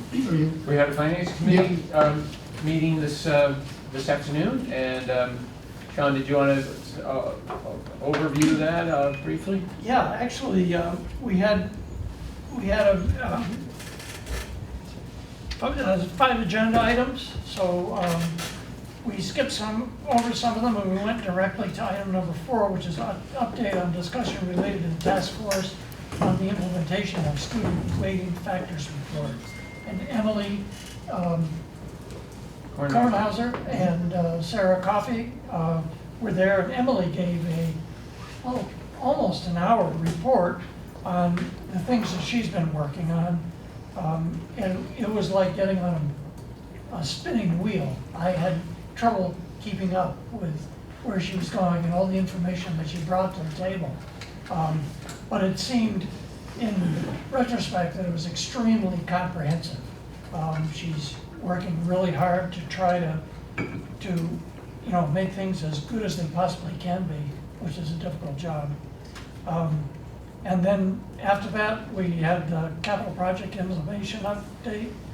And there are 2 items that Frank brought to the table that will need board approval. There are two ongoing AC HVAC projects. One at Brattleboro, actually they're both at Brattleboro Union High School. So they have a dollar amount. I don't know if it'd be appropriate, I could make a motion right now under the fiscal report to move that forward. I'm not sure. I think we'd like to hear more about them. I had intended for next meeting, so it's not necessary tonight, but it is important to the board, just as part of the finance committee review.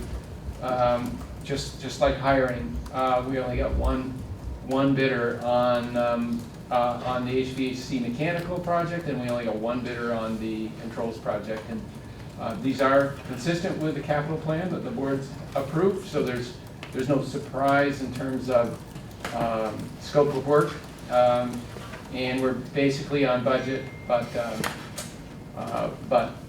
obviously we prefer 3 to 5 bidders, and I will be going through an agency of ed process to allow an award of one bid.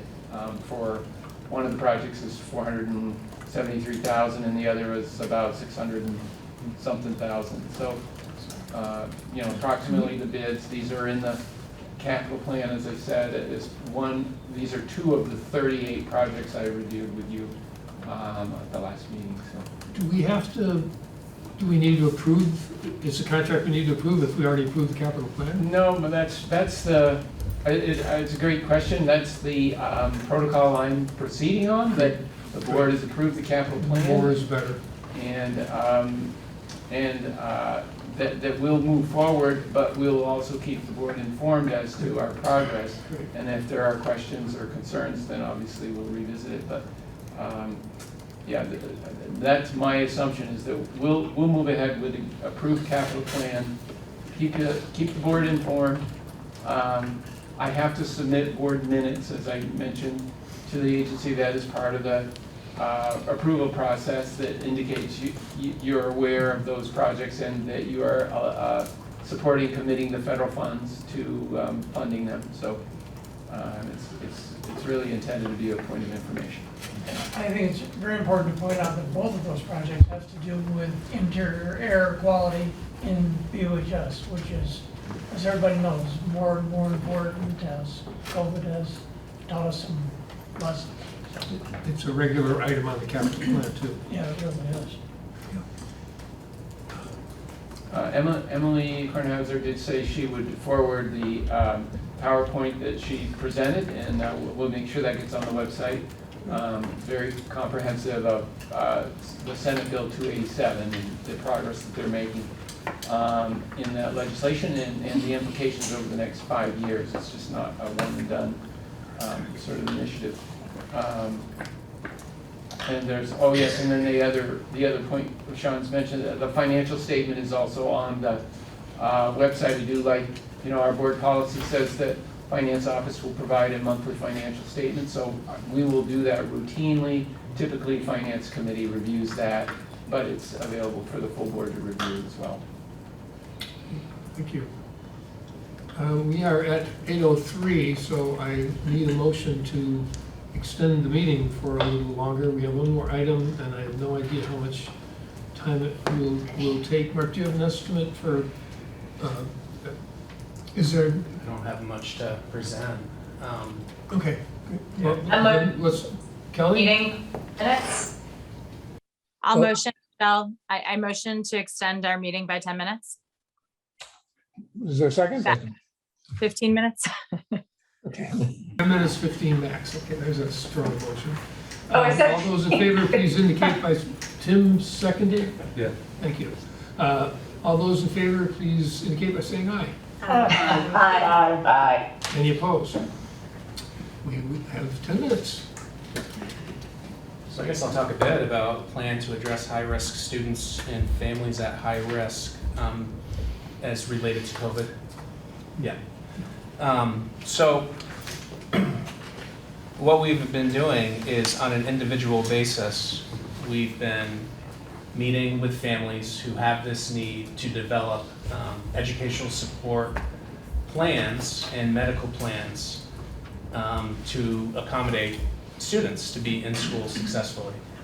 As superintendent, I participated in 2 of these over the course of the last 3 weeks. I'm sure principals have participated in some of those at their school sites, but essentially a COVID coordinator, school nurse, principal, and the team of teachers that are supporting the child meet with the family and develop individualized plans based on the needs of those families. I sent an email on Friday afternoon, which included a message from Julia Duke, our COVID coordinator, where she had laid that out as well.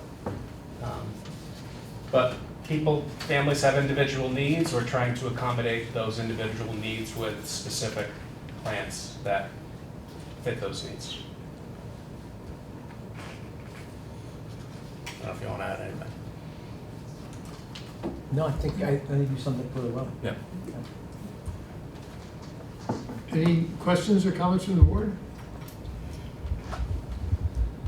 I wonder if we're making full use of Vermont Virtual Learning Collaborative, which offers online blended classes, asynchronous, synchronous, a variety of online options for K through 12. Are families aware of this option and the costs? Well, it's not really an option for the school district right now. That would be, we don't have a contract with Vermont Virtual Learning. We don't, but the families can pay. Is that? Well, that's what I remember as well, but the only way you have a contract is if you have a designated teacher participating in the program. That's my understanding. Yeah, families perhaps can pay, but I don't know what that would involve. Steve? Yeah, at the high school, we've had a long partnership with VHS, Virtual High School. And we contribute a teacher to that, and we get 25 seats per year. Mm-hmm. I'm sorry, 25 seats per semester, so 50 seats a year. You know, we pay to be a part of that consortium, and we have a 1/3 teacher devoted to it. We have used VTBLC on a case-by-case basis with some families at their cost.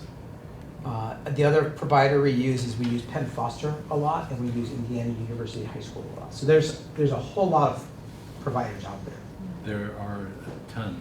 Right, but we look to make sure that they're appropriately certified by the state that they're in, because there's also a lot of ones that are not certified by any governing body. They're just out there. Okay, for later discussion, I would really want to discuss the option of some of our staff being certified for online. It would be a win-win-win situation. They are already. No, our staff being with VVLC. Oh, okay, yeah. I mean, yeah, we can. I mean, we already have an online provider to use.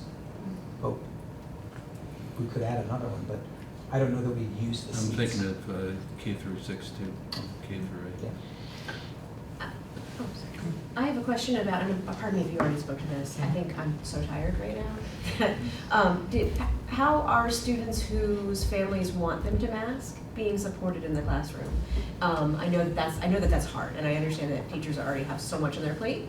But for children that have immunocompromised family members, how are they being supported? Yeah, that's a perfect example of plans that we are putting in place with families. So communication plans are dedicated to that, frequent check-ins, and we had certain staff members assigned to those check-ins and to support the child. Another example would be like friend groups with the school counselor, lessons delivered for the whole class around just accepting people's choices, and we have people choosing to wear masks, people choosing not to wear masks. So it's a very comprehensive approach, but with those families, we've identified staff members to be the contacts and to be the deliverers of communication Yeah, I have a 10-year-old myself, so I know how hard that can be. Yeah. My other question is, as it starts to warm up and we're, will you be implementing some of the same strategies that we've used over the past, 2 years to outside, windows, those kinds of things? The principal's heads are going up. Yeah, that's great, because that's going to be fantastic, and people need to get outside anyways. Yes. So, and I think that would be a great way for students to still be a part of the school environment. Absolutely. They're already outside more, so. That's awesome. The sun comes out and we go outside. Thank you. And Deborah and I were talking about this before the meeting. There's lots of construction projects happening on our playgrounds and campuses to support outdoor learning. I think at virtually every school in our school district. So I think BUHS is putting in a pavilion in the summer potentially. I was really impressed to see what Guilford has been doing Yeah. with the outdoor space. And I just want to say, during my visit at Dummerston today, and that moment, just outside, just made me feel so relieved about so much. And I must say, as the children were outside getting ready to go on buses, and I'm talking about really little beings, they were fully masked. Not, I don't need to say universally so, but individually they were masked, and that was great to witness at Dummerston. Thank you. Yeah. Thank you. Yeah. Yeah, I think it's really important to commend our families and the community and the students themselves. We have a bunch of kids, some classes, everybody has tried out unmasking, and we have others in which there are kids who are always in a mask. We have kids that still come to the gate each morning and ask for a mask, and some days they take it and some days they don't want it. But it has been, as we have been seeing through this whole pandemic, I can speak for Oak Grove, but the community has really been supportive. And that's a testament to the families and to the kids and to the staff who have taught these lessons in acceptance and understanding, and that we all make these choices. And so it's really, we have lost so much community, I feel like, over the past few years, and with the warm weather, we're bringing it back more so. But the sense of this, everybody's in it to support each other has been really, that's been a thread that we've seen. And so, we owe it to our community for really helping us do this work. We couldn't do it without them. Janie? As one of the families who had to pull our son out of school until we could figure out a COVID exposure mitigation plan, I did want to thank everybody who has been working towards this, and the intentionality and the sense of community and collaboration. Noah started school again after 2 weeks home, and we have a staff member in the building, even as we're dealing with substitutes, who is committed to daily check-ins and has had to remind him several times to mask. But because we have a partner in the building, we're able to support him at home and making good choices. And that feels very different. And I wanted to say thank you to this district and the administration and the board for their commitment to high-risk families and unvaccinated children who are still, are children that are not vaccine eligible still. I did want to ask, I know you have a short period of time, so I have spent the last 2 weeks becoming a COVID nerd, and have noticed and researched what 3 other districts are doing within Vermont and Massachusetts around developing guidance. There is a realization that the CDC and the Vermont Department of Health don't offer the same guidance, and that actually the Vermont Department of Health had not developed its guidance when we did masking optional, and will not, I believe, actually have guidance in place until after we return from spring break. And so I wanted to ask if there was a group of folks from the board.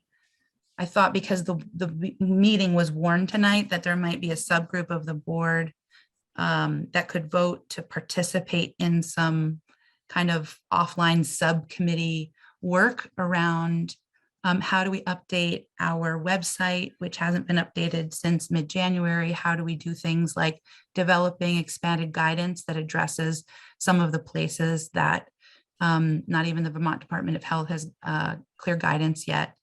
And we have some really amazing partners, and I've compiled all the research into a 3-page document by category that I'd be happy to share with board members. I've reached out to the COVID coordinator. We had a good conversation today about some of the places where we can expand into, but I think it would waiting 2 weeks until we come back, especially in light of the fact that some of the cities are starting to do mask mandates again because of, it sounds like the BA2 surges that are starting up. I'm concerned that we're going to see the current strategy there is no plan in Windham Southeast at this point for what would happen in the case of an outbreak in a classroom that I can see, and that outbreaks are considered 3 or more cases of COVID. And that because we haven't decided if we're using CDC guidance or Vermont Department of Health guidance, we have to choose one. And right now there's only clear guidance out of the CDC. And we would need to know what the indicators are to act quickly in case folks return from travel from spring break and we start to see an increase in COVID rates. So I'm just curious if there's a way some of us could work together offline. I could present some of the research that I've done and looking at other districts around Vermont and how we proceed and kind of expand some of the work that is already in process in our district. Mark, are there any of those things that are already in place or that you're, like what happens if there's an outbreak now, or some of the things that I have zero information or ability to respond to that. So we have a COVID coordinator in place, Julia Duke. She meets regularly on Wednesday afternoons with all of the school nurses, and together they look for updates from the state, look for recommendations, and they've, from the beginning, have been providing us the guidance. So we are very aware that we need to be flexible like we have been from the beginning. And if we come back from the break and there's an outbreak in the community and we need to mask, we will. But I've relied on our COVID coordinator and our nurses and guidance from the BDH since July. I imagine that's a question that's come up with them, right? I'm imagining they've already talked about like spring break and. Interesting, Julia Duke's hand is up. Oh, she is. Yes. No, she's hung on that. Julia, would you like to shed some light? Sure thing. Hi, everybody. I do agree with Jamie. Our website has not been updated and there is room to do that, and I can begin working on that. So thank you for bringing that to the attention. We do have plans. If there were an outbreak in a school, we would work directly with the health department liaison who exists, Jenny Conathan. We are expecting information from the health department, but we don't know when. And it might be more specific information about outbreak status, about how we're reporting cases to the state. And they're talking about it coming after April break. I don't see any major changes to how we're operating now. But as Mark said, if we see a significant rise in COVID caseloads in our community, then we would talk about masking again. Thank you. And also, I think we often don't get guidance from the Vermont the AOE, and so we do rely on our nurses, and they have put together the guidance that we've been using. So they do work really hard, and I think we should, acknowledge that. Like for the last masking thing, we didn't get anything from the state. There was literally zero guidance, and so our school nurses and teams of people, I think maybe there were some administrators part of that, but put together the guidance, and they've done that since we started back, was it last summer? Not this summer, the summer before. So for a long time, they've been writing the guidance that we've been using. So we really should, I certainly appreciate my school nurse for that hard work. I'll speak to recently at Green Street, we had a couple of classrooms that since last Friday and then Monday, and also in another class since Friday and Tuesday, where we had 2 cases come up. And it's not an outbreak, but we worked together. I worked with Julia's, our nurse. We talked about it and recommended to families and to teachers and students. We can't require, but that they mask for the remainder of this week until break. So there are those conversations happening too, and that awareness, something that we've talked about long ago when masks were gonna come off. So because we know that's important to people. So it's really at this point, a local response to local conditions. Yeah. Interesting, just something you just said. So if someone has COVID, you can't require that they mask? Is that what I heard? Or did I? If someone has COVID, they're not in school, Okay. right? Right. So because of having a couple of cases kind of within a short period of time, we have asked that, yeah, but because of the guidance, we can't require. Interesting, okay. Or, yeah, we can't Thanks for require, clarifying. yeah. And most kids in those classes are masking up now. They're great. I think that's the response to my question. To what extent are people accepting that recommendation to mask? Most of them. Most? Yeah. Okay. Yep. I can do more of an assessment tomorrow, but I did see one of the grades today, and I'm like, oh, great. Good. And Mary, I echo, like, the school nurses, I mean, honestly, like, they deserve, just look like a parade, I don't even know. They It's deserve more a full than- summer off. Right, I mean, Right. it's more than they signed up for, and I'm impressed Badge of constantly. honor or something. Yeah. Ruby?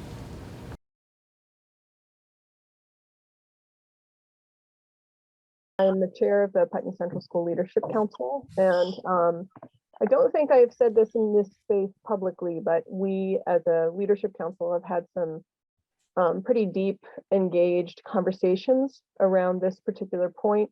And just before the masking forum, the public forum that was held many weeks ago, we very quickly assembled a survey, sent it out to our communities so that we could share data points about who's okay with this move, who's scared, who has ideas about mitigation strategies that would work. And we collected that and shared it with the administration and with the board. And I think this is me personally speaking, rather than as the leadership council, I would suggest that that's a tool that is very, very helpful. And I have been very fortunate just to be able to be in some of the meetings that Mark Espino described around support for individual families. I was invited into one as kind of a support person, and it allowed me to see that process and understand it. And I do think that when you get to the point of being able to engage in that way, I think you can accomplish a lot. But I'm a little fearful, and this is also me personally, that there are, and I've heard this anecdotally, and I know people who feel this way. There are people who don't know the path forward. They don't know what steps to take, or they are really afraid at rocking the boat. You know, the number of times I've heard, I don't want to rock the boat in the last few weeks is really amazing. And that's just sad. Like we are in the boat together.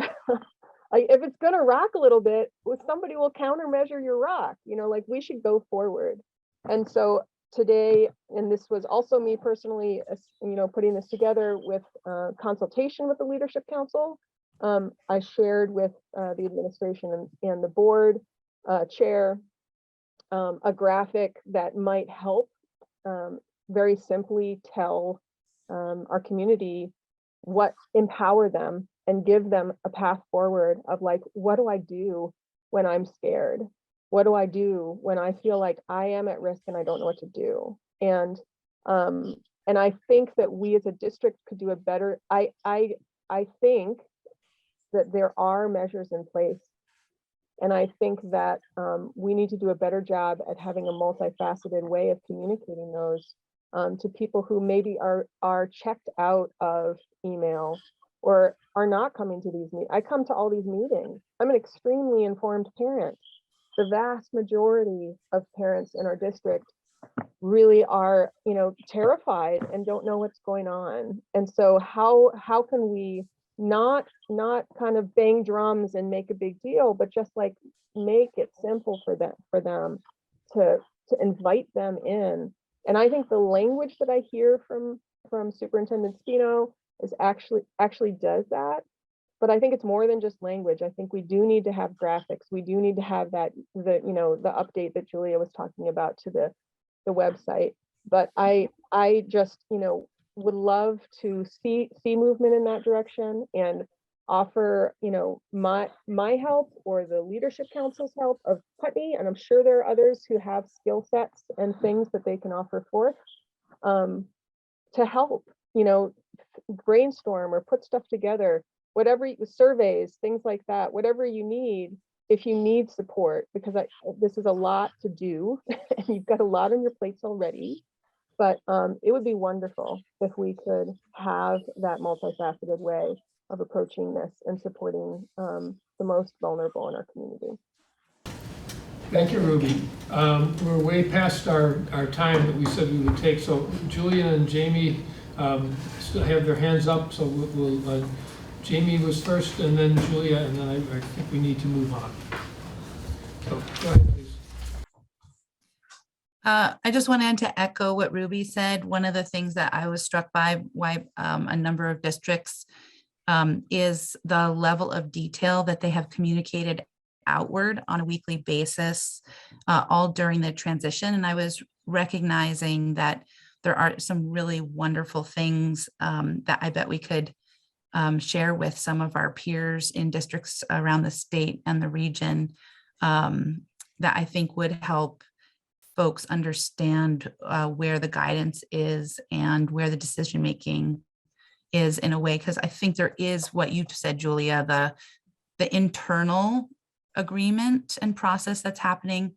But when you go to it's hard to see that as a parent. And so it's really great to hear that. And I would love to echo what Ruby said about partnering and helping support.